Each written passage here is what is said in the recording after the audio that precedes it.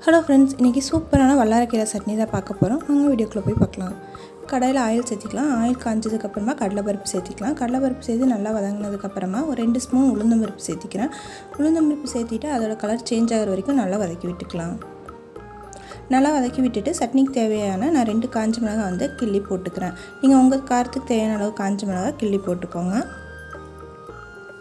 அதை ஒரு பவுலில் மாற்றிட்டு அதே கடையில் இன்னும் கொஞ்சம் ஆயில் சேர்த்துட்டு 4 பெரிய வெங்காயத்தை கட் பண்ணி வச்சுருக்கேன். அதை வந்து இதில் ஆட் பண்ணிக்கிறேன்.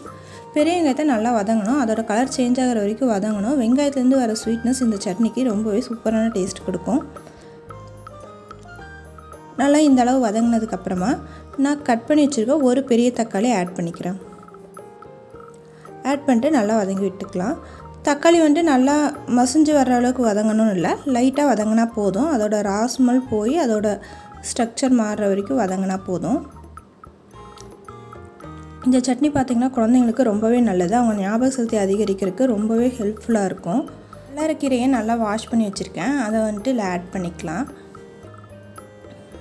ஆனால் குழந்தைங்களுக்கு இது வல்லாரக்கீரை சட்னி நம்ம சொன்னால் தான் தெரியும். அதுக்காக ஒரு முக்கியமான இன்க்ரீடியன்ட் சேர்க்க போகிறோம். அது என்னென்னு பார்த்திங்கன்னா, வல்லாரக்கீரை சேர்த்ததுக்கு அப்புறமா ஒரு கைப்பிடி அளவு நம்ம எப்பவும் போல் கொத்தமல்லி தழை சேர்த்திக்க போகிறோம்.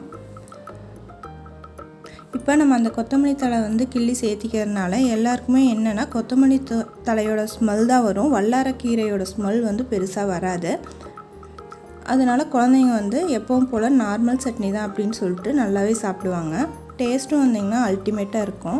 இதை வந்து நல்லா வதக்கி விட்டுக்கலாம். அந்த கீரையும் கொத்தமல்லி தழையும் லைட்டாக வதங்கணும். ரொம்ப வதங்கணும்னு இல்லை, லைட்டாக வதங்கினா போதும். அதுக்கப்புறம் மிக்ஸி ஜாரில் மாற்றிட்டு கொஞ்சமாக உப்பு சேர்த்து அரைச்சிக்கிறேன். சூப்பரான வல்லாரக்கீரை சட்னி வந்து ரெடி ஆயிடுச்சு. நீங்களும் ட்ரை பண்ணி பாருங்கள். இந்த ரெசிபி பிடிச்சிருக்குன்னு நினைக்கிறேன். பிடிச்சிருந்தா நம்ம சேனல் லைக் பண்ணுங்கள், ஷேர் பண்ணுங்கள், கமெண்ட் பண்ணுங்கள், சப்ஸ்கிரைப் பண்ணிட்டு பக்கத்தில் இருக்க பெல் ஐக்கானை கிளிக் பண்ணிக்கோங்க.